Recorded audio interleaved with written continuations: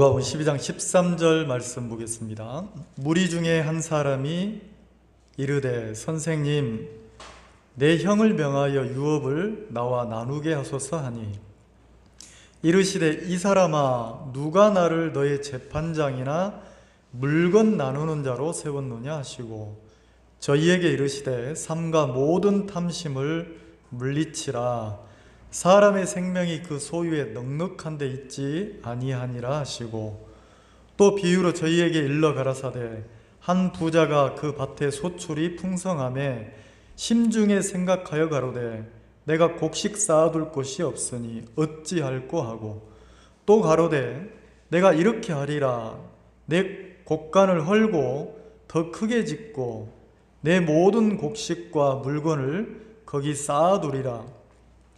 또 내가 내 영혼에게 이르되 영혼아 여러 해 쓸 물건을 많이 쌓아두었으니 평안히 쉬고 먹고 마시고 즐거워하자 하리라 하되 하나님은 이르시되 어리석은 자여 오늘 밤에 네 영혼을 도로 찾으리니 그러면 네 예비한 것이 네 것이 되겠느냐 하셨으니 자기를 위하여 재물을 쌓아두고 하나님께 대하여 부요치 못한 자가 이와 같으니라. 21절까지 읽었습니다.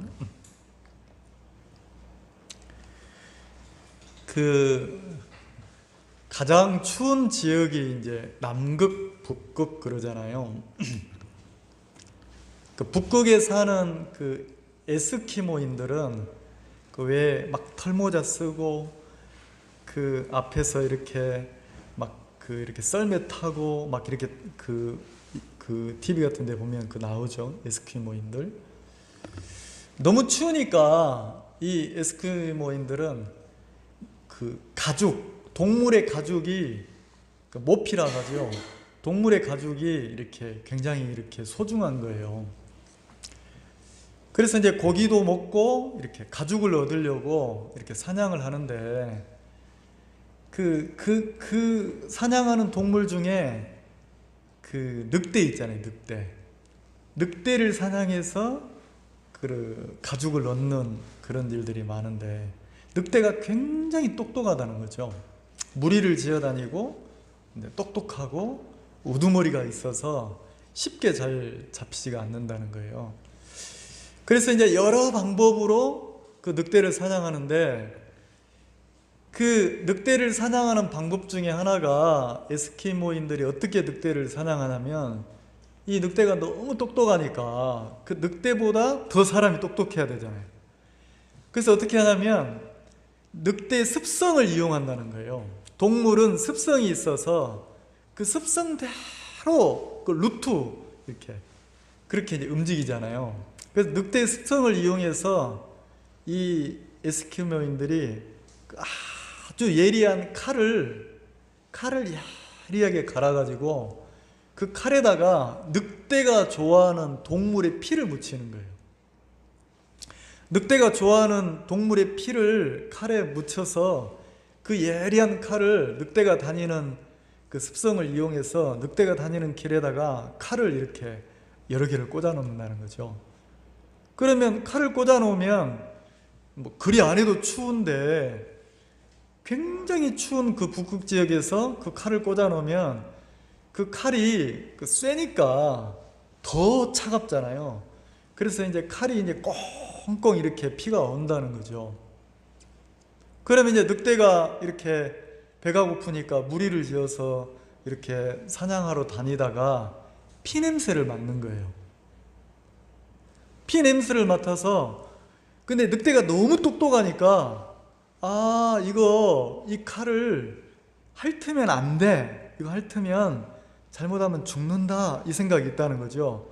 그래서 이제 아주 신중하게 그 칼을 이렇게 핥을까 말까 이렇게 하다가 그 중에 한 마리가 유혹을 못 이겨서 어떻게 하냐면 칼에다가 혀를 이렇게 핥는 거예요. 그러면 이제 이게 너무 차가우니까 기온도 차가운데 쇠붙이가 더 차갑잖아요. 너무 차가운데 이렇게 이제 칼을 혀로 이렇게 딱 핥으면 핥는 순간 늑대의 혀가 너무 차가운 걸 대니까, 우리가 아이스크림을, 너무 차가운 아이스크림을 먹으면 혀가 막 이렇게 감각이 둔해지잖아요. 그런 것처럼 이제 감각이 둔해지면서 그 칼을 하려는 순간 자기 혀가 베는 거예요. 그러면 이제 이 늑대가 자기 혀가 베면 이제 혀는 둔해졌는데 이제 따뜻한 피가 나오니까 이게 이제 그 칼에서 나오는 피인 줄 알고 또 핥는 거예요. 그 한 번 핥고 두 번 핥고 이러다 보니까 피가 이제 점점점 이렇게 많이 흐르는 거죠. 그러니까 이제 그 본성에 의해서, 그 피냄새에 의해서 자기 피인지도 모르고 이렇게 막 핥는다는 거죠. 근데 이제 그렇게 피를 계속 흘리면서 그 피를, 자기 피를 먹다 보면 과다출혈로 이제 늑대가 쓰러진다는 거예요. 그래서 그 에스키모인들이 늑대를 잡는 사냥법 중에 하나인데 그렇다는 거죠. 근데 이제 왜 이런 얘기를 말씀을 드리냐면, 아까 이제 간증을 들으면서 이제 그 생각이 나는 거예요. 늑대 생각이 나는 거예요. 자매님이 참 지혜롭다 이 생각이 들었어요. 왜냐하면 그 간증 중에 어떤 단어가 나오냐면, 아이고야 내가 이러다가 내 몸이 더 안 좋아지고 더 힘들겠다, 그래서 차단하고 이런 표현을 하시더라고요. 차단이라는 표현이 뭡니까? 자, 이거는 나한테 안 좋은 거야.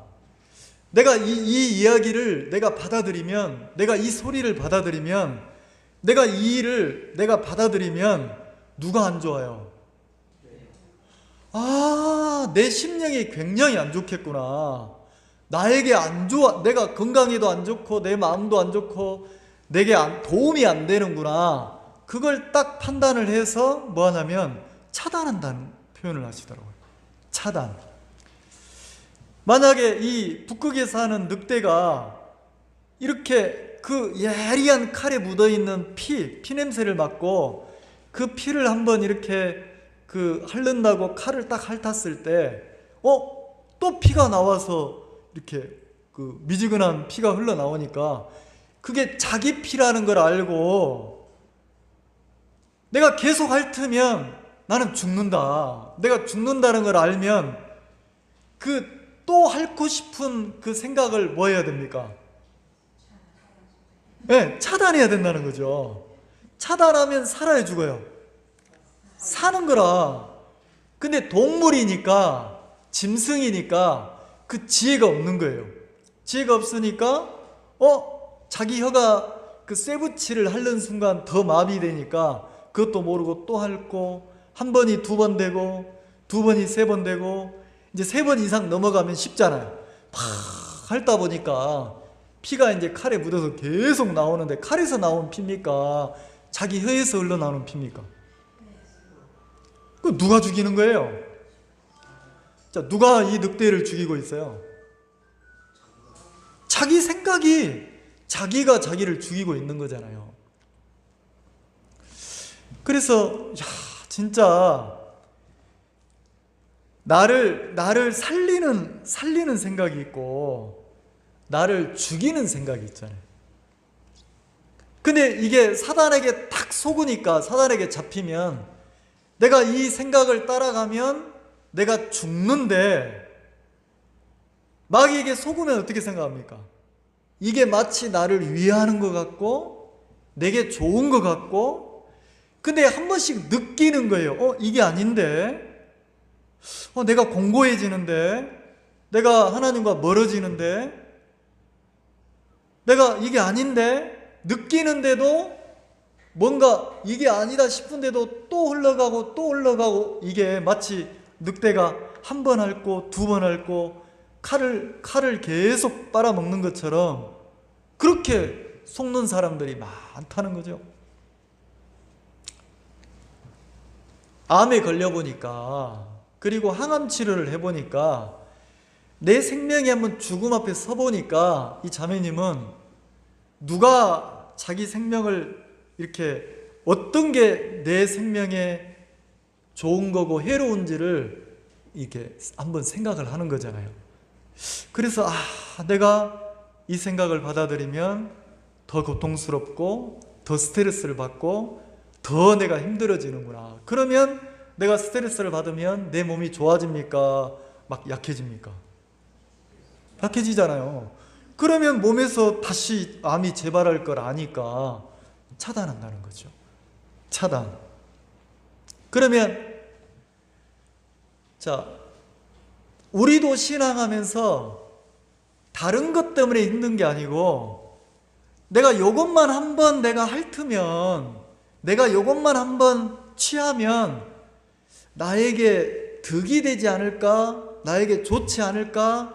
하는 그 생각을 한번 딱 따르는 순간 한 번이 두 번 되고 두 번이 세 번 되고, 그래서 어떻게 합니까? 익숙해지잖아요.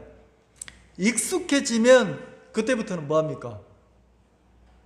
자, 익숙해지면 이제는 그게 맞는 것처럼, 진리인 것처럼 막 흘러가는 거예요. 그리고 이제 그게 맞다고 생각하니까 막 다른 사람한테도 막 그게 맞는 것처럼 얘기한다는 거죠. 실은 그 생각 하나가 나를 지금 뭐 하고 있어요? 살리고 있어요? 죽이고 있어요?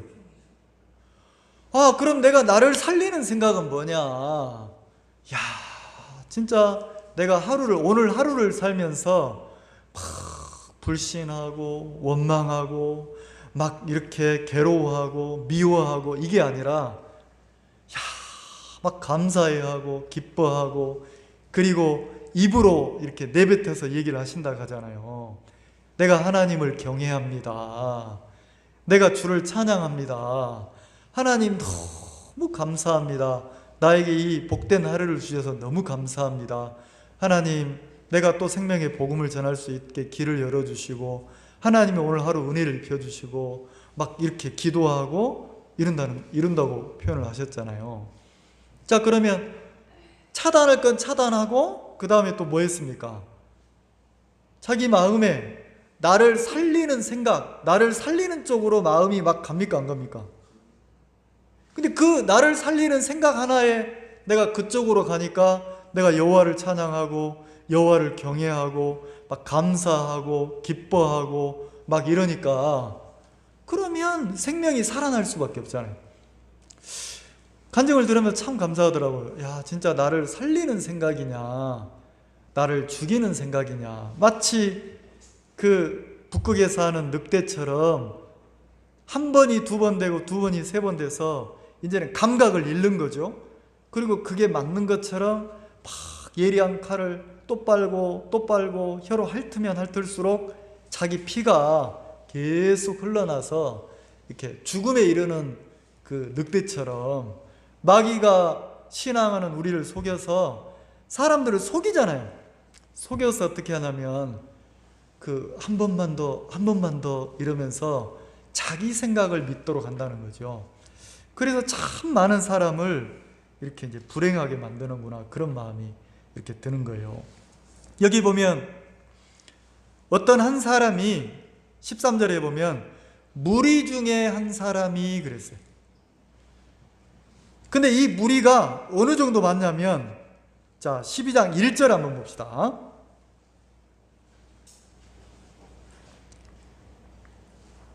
자, 12장 1절 한번 같이 한번 읽어볼까요? 시작. 그동안에 무리 수만 명이 모여 서로 밟힐 만큼 되었더니, 자, 여기 보면 무리 수만 명이 모여 그랬으니까, 무리 그러니까 한두 명이 아니고 사람이 밟힐 정도로 많은 군중이 모여 있는 거예요. 그러면 13절에 무리 중에 한 사람이 그랬으니까 밟힐 정도로 많은 사람들이 모여 있는데, 자, 예수님이 지나가시고 예수님이 다니시는 곳마다 이렇게 많은 사람들이 막 밟힐 정도로 수만 명이 따라다녔다는 거예요. 그 중에 한 사람이 예수님에게 용기를 냈는지 어쨌는지 큰 소리를 쳤는지 뭐라고 하냐면, 선생님, 자 13절, 선생님, 내 형을 명하여 유업을 나누어 나와 나누게 하소서 그랬단 말이에요. 자, 이 많은 사람들 틈바구니에서 한 사람이 예수님에게 부탁을 했어요. 어떤 부탁을 했습니까? 선생님, 내 형을 좀 상담을 해주세요. 어떤 상담을 부탁하냐면, 아버지가 유산을 물려줬는데 형하고 자기하고 형제인데, 모르겠어요. 형이 유산을 더 많이 취했는지는 모르겠는데, 이 동생은 부당하다고 생각하는 거예요. 자기가 조금 더 유산을 많이 받아야 되는데 형이 정당하게 안 준다는 거죠. 그래서 뭐라고 하냐면, 형을 예수님이 좀 상담해 주세요. 어떤 상담을 해주기를 원합니까? 자기에게 형 상담을 해가지고 형의 마음을 바꿔서, 형이 마음이 딱 바뀌면, 그래 알았다, 내가 예수님하고 얘기를 해보니까 내가 좀 잘못된 게 많구나, 내가 너에게 아버지가 물려준 유산을 좀 줄게 하고 자기에게 유산이 돌아올 수 있도록 자기 형을 좀 상담해 달라는 거예요. 이렇게 부탁을 하는 거예요. 누구에게 부탁했습니까? 예수님에게. 그러니까 예수님이 뭐라고 하냐면, 자, 14절 같이 한번 읽읍시다. 시작. 이르시되 이 사람아, 누가 나를 너희의 재판관이나 물건 나누는 자로 세웠느냐 하시고, 15절, 자, 이렇게 질문하는 그 사람에게 예수님이, 야, 이 사람아, 내가 사람들이 싸우고 나면 잘했냐 못했냐 그 판결해주는 재판관이냐? 그리고 내가 그걸 네 형을 상담해가지고 물건을 좀 더 주고 안 주고 물건을 나누는 그런 일을 하려고 내가 온 사람인 줄 아느냐? 이렇게 얘기를 하는 거예요. 그럼 예수님이 이 사람을 도와줬습니까? 안 도와줬습니까? 도와주려고 안 하고 이렇게 얘기를 하는 거예요. 그러면서 뭐라고 합니까? 15절, 저희에게 이르시되 그랬으니까, 예수님을 따라다니는 많은 사람들에게 예수님이 이 사람을 이제 비유로 해가지고 이야기를 하는 거예요. 삼가 모든 탐심을, 자, 모든 탐심, 그래, 욕망이란 말이에요. 욕망. 자, 탐심, 욕망이 뭡니까?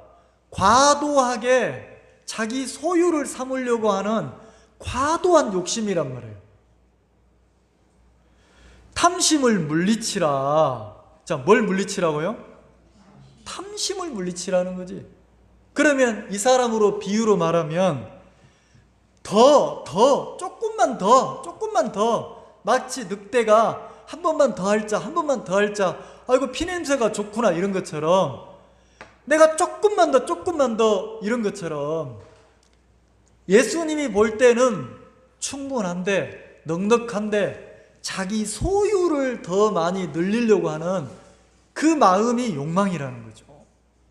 그러면서 뭐라고 하시냐면, 삼가 모든 탐심, 모든 욕심, 모든 욕망을 물리치라는 거예요. 왜요? 사람의 생명이 그 재물에 많고 적음에 있지 않다는 거지. 그러면서 예수님이 16절부터 21절까지, 이거는 비유예요. 비유. 실제 있었던 일이 아니고, 이 사람이 이렇게 유산을 좀 더 나한테 주게 해주세요, 우리 형을 상담해 주세요, 그러니까 예수님이 비유를 하나 들었는데, 자, 여기 보면 16절, 또 비유로 저에게 일러서 가라사대 한 부자가 그랬어요. 자, 예수님이 이 사람들한테 한 부자 얘기를 하는 거예요. 자, 한 부자 그랬으니까, 부자 그러면 이미 넉넉합니까? 안 넉넉합니까? 자, 이미 풍족하고 넉넉하고, 자, 덕을 베풀고 살 만큼 넉넉하다는 거지. 하나님 그렇게 은혜를 베풀었다는 거죠. 근데 한 부자가 어떤 마음을 가지고 사냐면 내가 나누고 베풀고 내가 섬기고 이렇게 살려고 생각하는 게 아니고 한 부자가 그 밭에 소출이 풍성하며, 자, 부자니까 밭이 한두 마디겠습니까? 밭대기도 많겠습니까? 많을 거 아니에요. 근데 그 많은 밭을 관리하려면 어때요? 게으름 피울 수 있어요? 늑장 부릴 수 있어요? 부자로 살려면 부지런해야 되는 거예요. 그리고 성실해야 되는 거예요. 왜요? 자, 밭작물이나 농작물은 주인의 무슨 소리 듣고 자라요? 뭐요? 무슨 소리요? 노랫소리요? 네. 주인의 발자국 소리 듣고 자란단 말이에요. 그러니까 저 밭에 주인이 게으른지 그 주인이 부지런한지는 밭을 보면 알아요. 밭이 막 깨끗하고 잡초도 없고 막 싱싱하게 잘 자라 있으면 아이고 곡식이 잘 자랐네 이렇게 안 하고, 이야 잘 가꿨다 그러는 거예요. 누가 가꿨어요? 주인이 부지런한 사람이라는 거지. 근데 막 그 논에 보니까 막 피가 막 잡초가 벌레가 막 병들어 있고 이러면 사람들이 뭐라고 합니까? 농사가 안 됐구나 그러는 게 아니고 아이고 주인이 관리 좀 잘하지 이런단 말이에요. 그러니까 식물은, 농작물은 주인의 발자국 소리 듣고 자라요. 자, 그러면 이 부자가 논밭이 많은 거예요. 근데 뭐라고 되어 있습니까? 16절 또 비유로 저에게 일러 가라사대 한 부자가 그 밭에 소출이 풍성하매 그랬어요. 그 많은 밭에 풍년이 들었다는 거지. 풍년. 소출이 풍성해요. 그럼 주인이 이 농작물을 가꾸려고 막 그 떼약볕에서 부지런하게 성실하게 일을 했어요, 안 했어요? 했죠? 자, 그럼 이 사람은 어때요? 이 사람은 칭찬 들을 만한 사람입니까? 손가락질 받고 미련하다는 소리 들어야 되는 사람입니까? 칭찬받을 사람이잖아요. 소출이 풍성하니까, 농사를 잘 지었으니까 아이고 저 농사 잘 지었네, 참 잘 지었네, 칭찬 들을 사람이라는 거지. 자, 17절 본인도 농사를 지은 이 사람도 어떻게 생각합니까? 심중에 생각하여 그랬으니까. 여러분 심중에 생각하여, 자, 이 말이 뭐예요?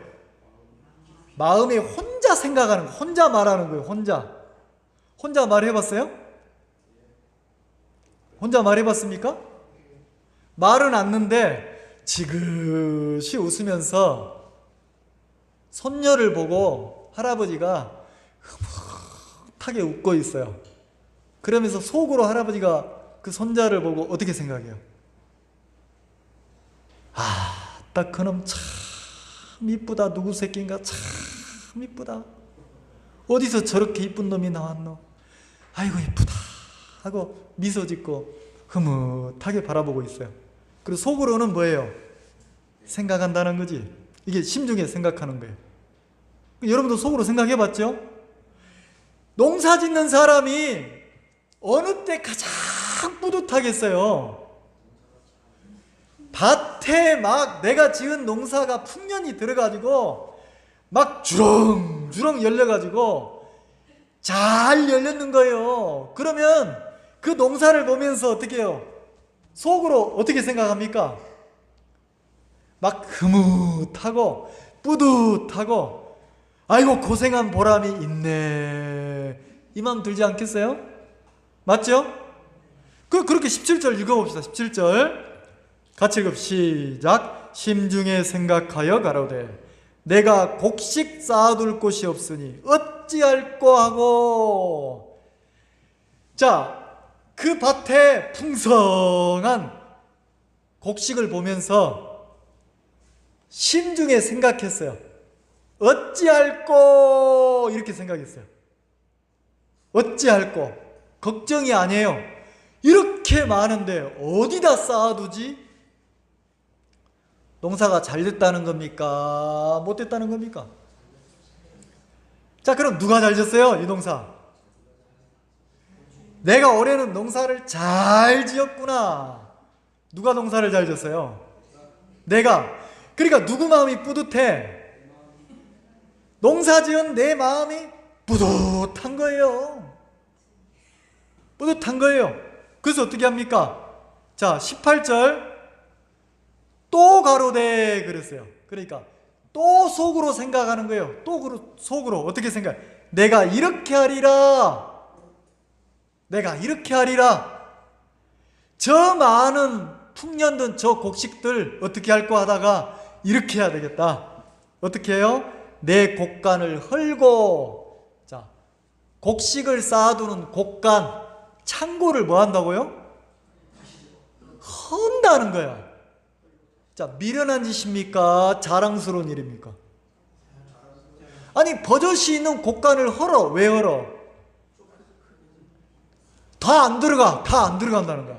누가 농사를 잘 졌어? 내가 농사를 지었는데 막 대풍인 거라. 이거 쌓아둘 데가 없어. 쌓아둘 데가.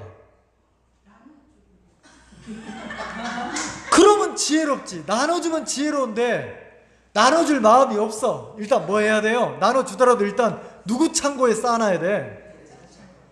내 창고에 막 차곡차곡 쟁여놔야 되는데 이미 좁아 터져가지고, 아이고 내가 그때는 왜 이렇게 생각이 좁았던 거, 창고를 왜 이렇게 적게 지었던 거, 이거 헐고 크게 짓자.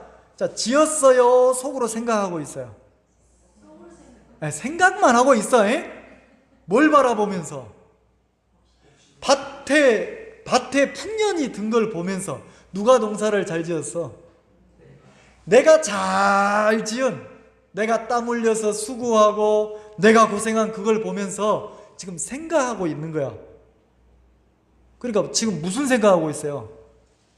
불행한 생각이야? 행복한 생각이야? 행복한 생각이잖아요.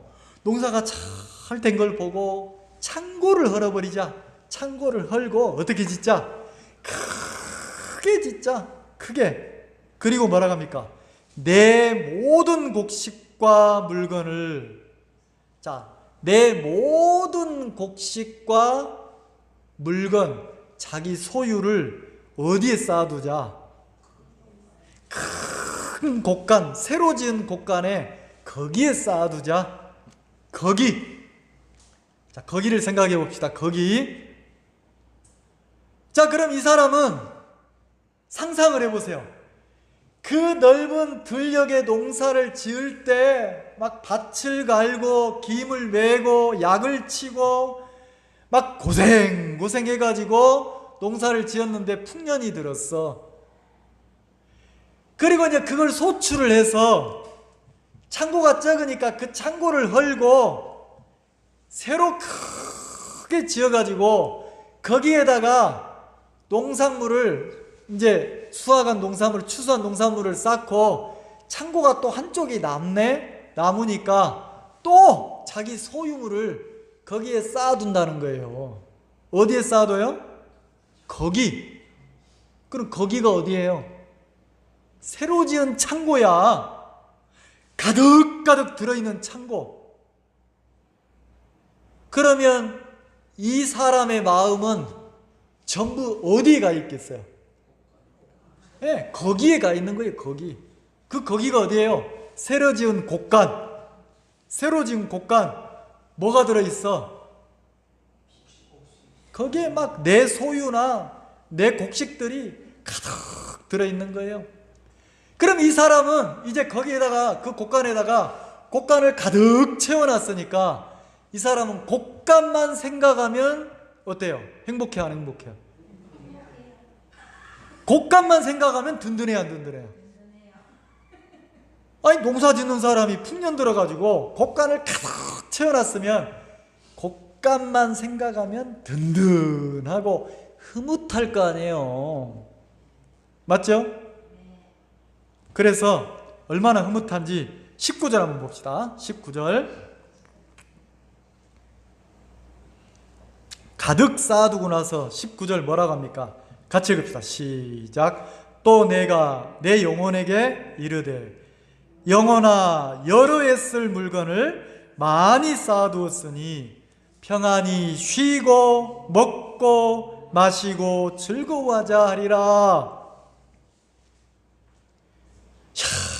이게 막 이 사람이 곳간에 크게 지은 곳간에 막 가득 쌓아놓고 나서 그 마음의 심정이 뭐라고 합니까? 스스로 자기한테 그러는 거예요. 야, 이제 고생 끝, 행복 시작이다. 내가 여러 해 쓸 물건이니까. 자, 여러 해니까 1년도 아니야. 막 몇십 년은 놀고 먹어도 될 정도로 창고에 가득 쌓아놨으니까, 자, 그렇게 쌓아놨으니까 이 사람 마음에 무슨 마음이 옵니까? 이제는 뭐라고요? 평안히 쉬고, 순서가 평안히 쉬고. 자, 쉰다는 말, 지금까지는 뭐 했다는 겁니까? 죽으라고 수고했다는 거지. 죽으라고 일만 하는 사람은 소원이 뭐예요? 쉬는 거야. 이제 좀 쉬어보니까 뭐 하고 싶어? 꼬락꼬락 소리가 나. 맛있는 걸 자꾸 먹고 싶어. 그래서 쉬고 먹고, 먹으니까 목마르잖아요. 마시고. 야, 쉬고 먹고 마시고 하니까 즐거워요, 안 즐거워요? 자, 농사 짓는 사람이 자식 키우듯이 농사를 짓잖아요. 그럼 농사 짓는 사람이 막 진짜 무슨 그 때깔 막 번쩍한 옷을 입고 막 어디 놀러 다닙니까? 쉴 틈이 있습니까? 농사 지어보세요. 그 예를 고추라고 합시다. 고추 농작물, 고추가 익기 시작하면 오늘 따고 한 2, 3일 놀아요? 놀 수가 없어요. 왜? 돌아서면 또 익는데 뭐. 그 농작물은 때를 놓치면 다 망친단 말이에요. 그러니까 농사 수확철에는요, 쉴 수 없이 일해요. 근데 이제는 창고에 가득 막 몇 년을, 여러 해를 먹을 수 있도록 쌓아놨으니까 이제는 쉴 수 있어요, 없어요? 있다는 거지. 그래서 쉬고 먹고 마시고 즐거워하자 그런 거예요. 누구 보고 쉬자는 거예요? 그렇지, 나보고. 아이고 너 고생했다. 이제 네가 쉬어라. 너도 좀 쉬어라. 그리고 좀 먹자는 거야. 누구 보고 먹재요? 아니, 맛있는 거 누구 보고 좀 먹재? 그 귀한 거 좀 못 먹었는데 이제 너도 좀 먹으래. 누구 보고? 자신 보고. 그리고 좀 이제는 좀 그 남들 먹는 좋은 것도 좀 마셔보고 놀러도 다니고 즐겁게 좀 살자는 거지. 즐겁게. 자, 그럼 이 사람이 잘못된 사람이에요? 손가락질 받을 인생을 살고 있습니까? 진짜 칭찬들을 인생을 살고 있습니까? 칭찬들을 인생을 살고 있잖아요. 맞죠?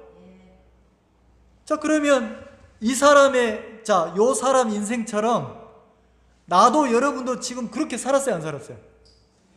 내가 먹고 싶은 거 다 먹고 쉬고 싶은 대로 쉬고 내가 마시고 싶은 건 마시고, 자, 마음대로 먹고 마시고 쉬고 이렇게 인생 산 분이 있어요? 손 들어보세요. 그렇게 사는 사람 없죠?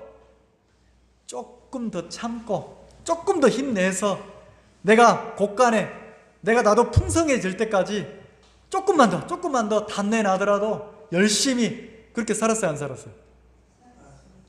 뭘 꿈꾸면서 내 창고에도 여러 해 쓸 물건이 가득 쌓이기를 소망하면서 나도 언젠가는 쉬고 먹고 마실 날이 오겠지. 자, 내 인생에도 언젠가는 지구명에도 뭐가 뜰 날이 있어. 네, 해 뜰 날이 있잖아요. 맞죠? 그러니까 내 인생에도 언젠가는 반짝하고 빛이 들어올 날이 있을 거라고 소망하고, 언젠가는 나도 쉴 날이 오겠지. 쉴 날이 오겠지. 그리고 나도 좀 먹고 마시고 즐거워할 그런 행복한 인생이 오겠지. 지금은 허리가 휘도록 손이 굽도록 담내나도록 일할지라도 언젠가는 내 인생에도 그런 날이 오겠지. 자, 이렇게 하고 인생을 살고 있잖아요. 맞죠? 그러면 이 사람은 우리보다 창고를 헐고 크게 지어가지고 가득가득 몇 년을 쓸 걸 쌓아놨으니까 이 사람은 이제 성공한 인생이야. 맞죠? 근데 기가 막히죠? 20절 보세요. 20절 같이 한번 읽어봅시다. 시작. 하나님은 이르시되 어리석은 자여 오늘 밤에 네 영혼을 도로 찾으리니 그러면 네가 예비한 것이 누구 것이 되겠느냐 하셨으니. 야, 그러면 내가 볼 때는 칭찬 들을 인생이고, 이 세상에서 이 세상 사람들이 볼 때는 아이고 참 훌륭하다 저 사람, 칭찬 들을 만한 사람인데, 하나님은 이 사람 보고 뭐라고 그래요? 아이고 잘했다 그럽니까? 이 어리석고 미련한 인간아 그럽니까? 그럼 이렇게 사는 게 미련한 거예요? 그럼 나도 미련하고 여러분도 다 미련하네? 아니 왜 이렇게 미련한 인생을 사는 거예요 우리가? 하나님은 이 사람 보고 뭐라게요? 어리석은 자여 그랬으니까 우리식으로 표현하면 아이고 이 미련 곰탱아 그 소리란 말이에요. 왜요? 오늘 저녁에, 언제? 오늘 저녁에 내가 네 생명을 데려간다는 거지. 우리식으로 말하면 너 오늘 밤에 죽어 인간아. 너 오늘 저녁에 죽는다는 거죠. 너 딱 기다리고 있어라. 오늘 저녁에 내가 저승사자 보내서 너 데려간다. 그러면 오늘 저녁에 가정을 해보자는 거죠. 자, 이 사람은 영국으로 하나. 이 사람은 지금 그 밭의 소출을 보면서 흐뭇하고 행복해요. 왜? 생각 속에서, 마음 속에서 창고를 헐고 크게 지어 몇 년을 먹고 살 걸 거기다 쌓아두어. 그리고 뭐라 합니까? 수년을 먹고 여러 해 먹고 살 그 소유물을 쌓아두었으니까 이제는 쉬자. 이제는 좀 먹자. 이제는 좀 마시고 즐거워하자. 언제? 이제는. 이 사람은 행복해하고 있는데, 이 사람은 행복하고 흐뭇해하고 있는데, 하나님은 그 사람을 쳐다보면서 뭐라고 그래요? 이 미련 곰탱아, 이 미련한 인간아 그러는 거예요. 왜요? 오늘 저녁에 내가 네 영혼을 취한다는 거죠. 그러면 이 사람이 만약에 오늘 죽는다고 사형 선고를 딱 받고 남아있는 날이 딱 하루라면, 여러분 상상해 보세요. 이 사람이, 이 부자가 자기에게 남아있는 인생이 딱 하루라면 그 많은 곡식 필요 있습니까? 그 많은 막 돈 의미가 있어요? 맛있는 음식 의미가 있어요? 저희 아버지가 폐암 말기로 80되던 해에 폐암 말기로 돌아가셨어요. 꼭 우리 아버지가 이 부자처럼 살았어요. 새벽에 여름이 되면 여름에는 새벽에 한 5시나 되면 일어나 나가셔요. 시원할 때 일한다고. 학교 가기 전까지. 그러면 나는 자고 있다가 일어나서 마당 쓸고 방 쓸고 청소하고 학교 갈 준비하고 있으면 아버지가 그 큰 지게에다가 풀을 한 짐 지고 오세요. 그 풀, 막 그 이슬 맞은 풀을 진짜 막 한 짐 지고 오거든. 그러면 풀만 벤 게 아니고 논일, 밭일 다 하고 들어오시는 거예요. 왜? 한낮에는 일 못하니까. 그리고 또 오후에 나가서 4시나 넘으면 그 약간 선선해지면 또 나가서 일하시는 거예요.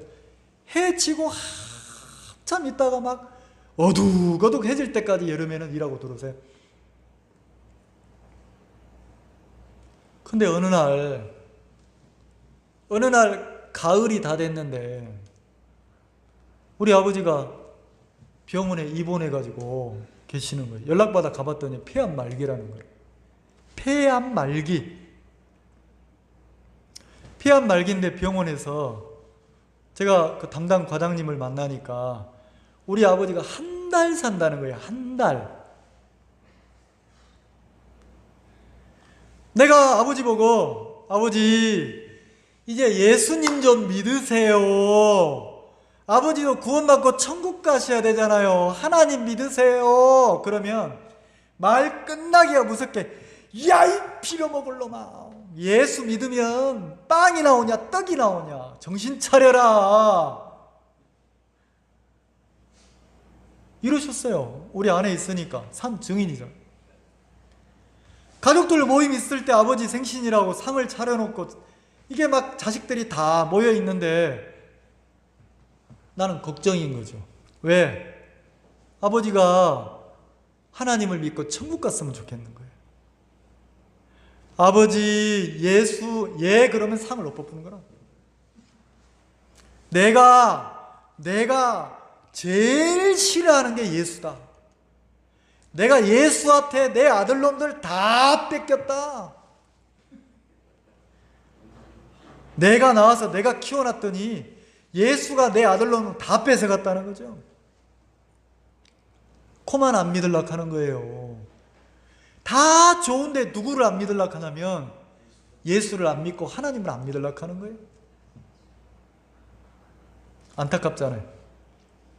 근데 어느 날 병원에 입원해 계시는데 가서 담당 과장님을 만나니까 많이 오래 살아야 한 달 사신다는 거라. 한 달.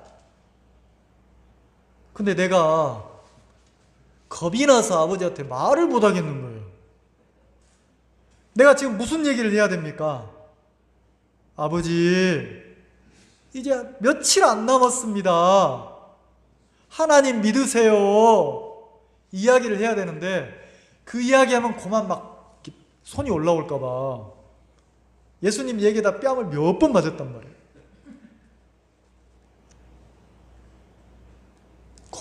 고민하다가 제가 말을 꺼냈어요. 병실에 단둘이 이렇게 있으면서 고민하다가 이야기를 꺼냈어요. 아버지 퇴원하십시다. 퇴원. 좀 아버지도 이제 내가 요 얘기를 했단 말이에요. 좀 이제 일만 하지 말고 좀 쉬시면서 사셔야 돼요. 그러니까 우리 아버지가 그래 나도 이제 좀 쉴란다. 그리고 좀 맛있는 것도 좀 드시고 그랬더니 그래 맛있는 것 좀 먹자. 좀 쉬시면서 좀 먹고 마시고 여행도 가고 그러면 안 좋습니까? 그러자는 거예요. 근데 뭐라고 하시냐면 내가 퇴원해서 그 고추밭에 고추만 따고 그때부터 내가 쉴란다. 이러시는 거라. 지금 폐암 말기인데 아무도 얘기를 안 해주니까 퇴원을 시키려고 했더니 담당 과장님이 나는 안 된다는 거예요. 보호자, 큰아들이 와서 사인을 해줘야 퇴원할 수 있다는 거지. 그래서 큰형님을 설득을 했어요. 큰형님을 설득을 하는데 큰형님이 나보고 이 미친놈아, 아버지를 퇴원시킨 말기인데, 폐암 말기인데 퇴원시키면 어떻게 하냐, 이 정신 나간 놈아, 막 이러시는 거예요. 그래서 제가 그러면 한 달 뒤에, 며칠 뒤에 아버지가 죽으시는데, 돌아가시는데, 그 아버지에게 형님이 해드릴 수 있는 게 뭐가 있습니까?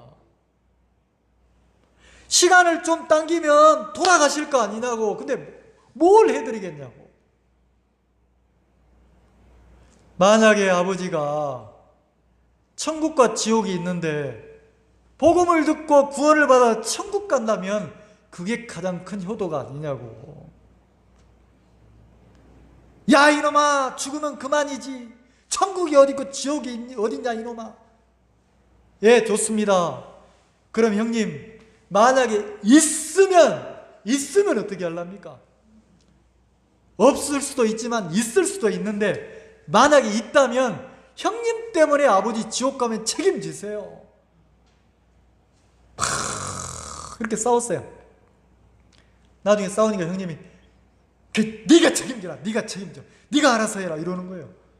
그래서 사인을 해줘서 퇴원을 하려고 하는데, 문제는 담당 과장님이 또 퇴원을 안 시켜주는 거예요. 안 된다는 거지. 그래서 또 설명을 하지 않았어요. 또 그랬더니 이분이 전주 예수병원에 과장으로 계시다가 그 고창으로 오신 분인데, 아니 과장님도 하나님 믿지 않습니까? 그러면 지금 우리 아버지에게 무슨 치료를 하고 계십니까? 아버지를 위해서, 우리 아버지를 위해서 무슨 치료를 병원에서 해주고 계십니까? 물으니까 치료 없다는 거예요. 지혈제, 피, 더 이상 피 흐르지 말라고. 왜냐하면 이미 피가 각혈을 하니까 실피출부터 터지고 점점점 이제 막 큰 피출이 터지니까, 피가 많이 터지면 이렇게 안에 고여있던 게 기침을 하면 이제 피가 넘어오는 거죠. 나중에는 막 그 하혈하는 거죠. 그래서 피가 좀 흐르는 걸 조금 멈춰주는 지사제, 지혈제, 지사제 좀 이렇게 지금 복용하게 하고, 너무 고통스러우니까 이제 그 마약, 그 닌겔로 마약 성분 그 몰핀을 이렇게 주사하고 있고, 못 먹으니까 이제 그 닌겔로 이렇게 해주고 있다는 거예요. 과장님 보고 그랬어요. 과장님, 하나님 믿으신다며요. 그러면 이렇게 하시면 안 되죠. 우리 아버지 퇴원시켜 주세요. 나 아버지에게 복음 전해서 우리 아버지 천국 가게 해드리고 싶습니다. 그래서 허락을 받고 이제 아버지 퇴원을 시킨 거예요. 우리 아버지가 너무 신이 났어요. 퇴원하니까. 야, 이제 내가 나가서 내가 고추 따고, 이제 내가 좀 놀러도 다니고 맛있는 것도 먹고 여기처럼 쉬고 마시고 먹고 즐겁게 좀 살아야 되겠다 이러시는 거예요. 차에서. 그래 제가 운전하고 가다가 아버지를 옆에 모시고 가면서 아버지가 막 좋아하시는데, 그 휴게소 가서 막 그 국밥도 한 그릇 맛있게 드시고, 아 이거 먹으니까 살겠다 이러시면서 이러시는데, 이제 막 나도 좀 쉬고 이럴란다 그러시는 거예요. 그 제가 그랬어요. 아버지 보고, 아버지 늦었습니다. 갑자기 내가 늦었다 하니까 아버지가 좋아하시다가 깜짝 놀래. 뭐가 늦었어? 아버지 쉬고 먹고 마시고 즐거워하고 그렇게 못합니다. 야 이놈아, 그게 무슨 소리야. 내가 이제 좀 일도 줄이고 여행도 다니고 내가 병원에 있어 보니까 내가 좀 쉬면서 살아야 되겠더라. 아버지 늦었다고요. 뭐가 늦었다는 거냐. 아버지 기침하면 피 넘어오죠. 그거 왜 그런지 아세요? 아버지 폐암 말기라 이제 피가 멈추지 않고 안에서 자꾸 쌓이는 겁니다. 내가 과장님을 만났는데 오래 사셔야 한 달 산답니다. 아버지 이제 인생이 길어야 한 달 남았어요. 며칠 남았어요. 아버지 이제 예수님 믿으세요. 하나님 믿고 구원받고 천국 가셔야 되죠. 다른 때 같으면 막 화내고 막 난리 피실 양반인데 이제 한 달 남았다 가니까 그 얘기를 했더니 그 뒤로 말을 안 하시는 거예요. 며칠 동안을. 이틀 동안을 말도 안 하고 아무것도 안 먹고 잠만 주무시는 거예요.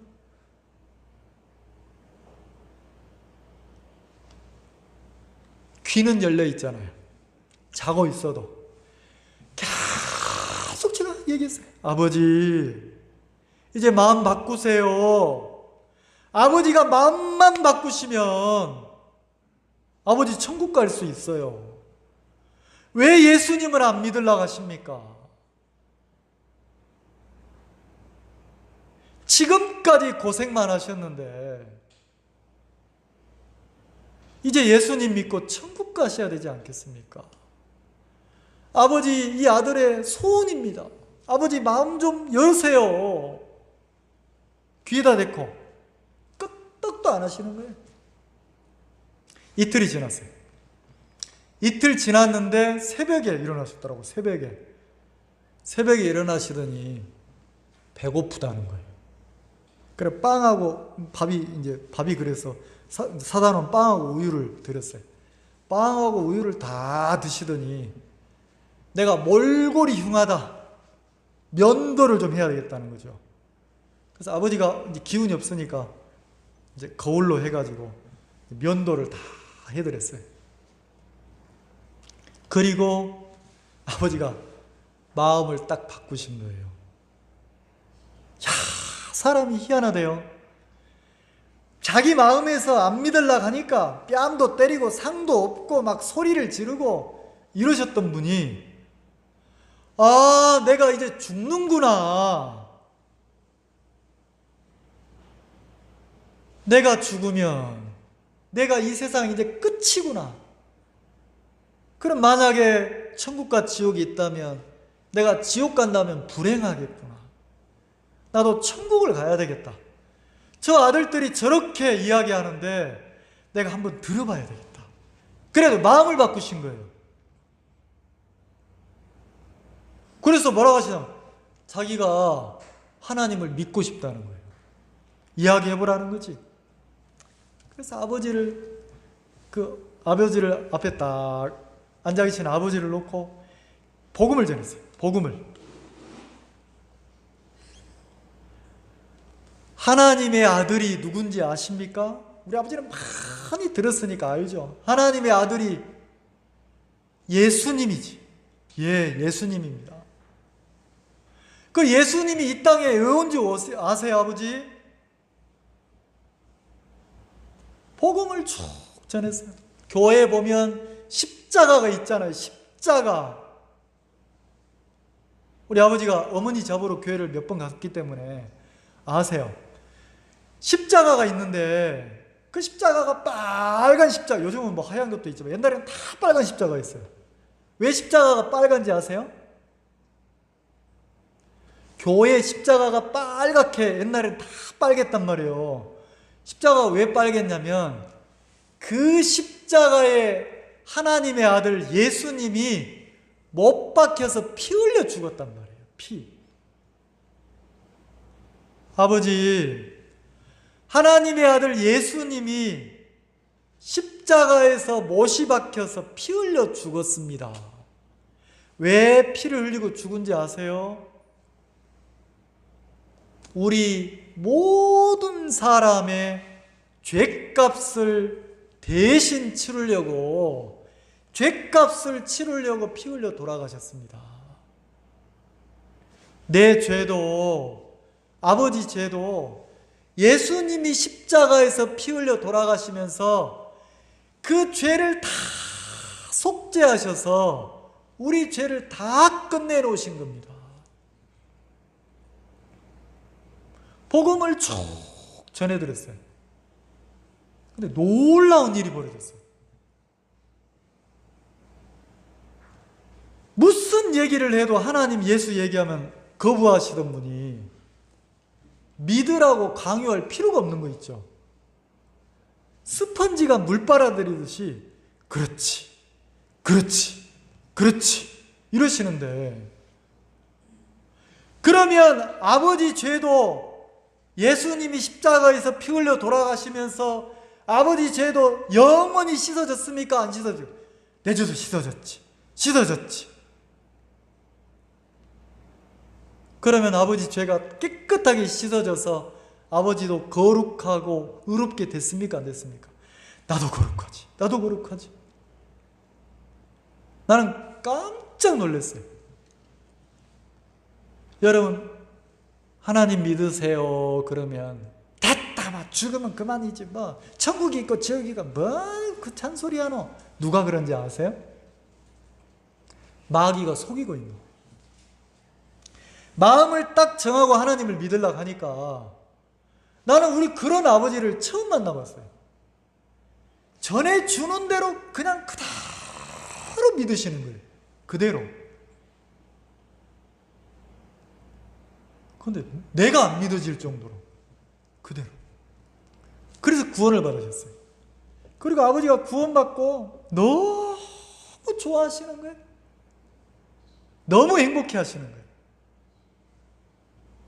막 저보고 이렇게 복음 전하고 산다고, 정신 나갔다고, 이 정신 나간 놈이 젊어서 일을 해서 돈을 벌어서 돈을 모아놔야 사는데 저 예수한테 미쳐가지고 저렇게 산다면서 맨날 이러셨거든요.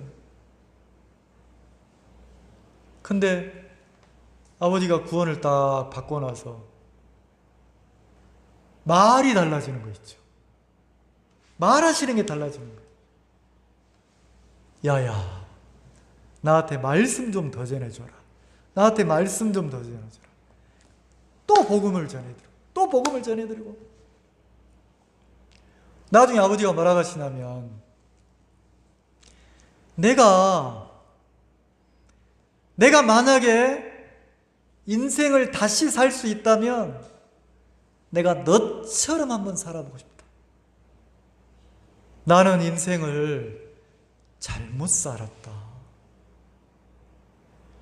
나는 내 새끼들, 내 가족들 먹여 살린다고 죽으라고 쉴 틈 없이 고생하면서 일만 했는데, 만약에 내가 다시 한번 살 수 있다면 나도 너처럼 하나님 믿으면서 이렇게 복음 전하면서 살아보고 싶다. 그 얘기를 하시는 거예요. 근데 이게 당연한 얘기가, 나는 막 깜짝 놀라는 이야기인 거예요. 엊그제까지 막 소리 지르고 이랬던 분이 당신도 나처럼 살고 싶다 하니까. 그리고 뭐라고 하시냐면, 제가 7남매 중에 막내인데 저보고 뭐라고 하시냐면, 내 손을 이렇게 잡고 네가 여자다, 네가 여자다 이러시는 거예요. 7남매 중에 내가 아버지한테 해드린 게 아무것도 없는 게 나거든요. 다 형 누님들이 해줬지. 나는 아버지 복음 딱 하나 전해드렸는데 아버지가 네가 효자라는 거예요.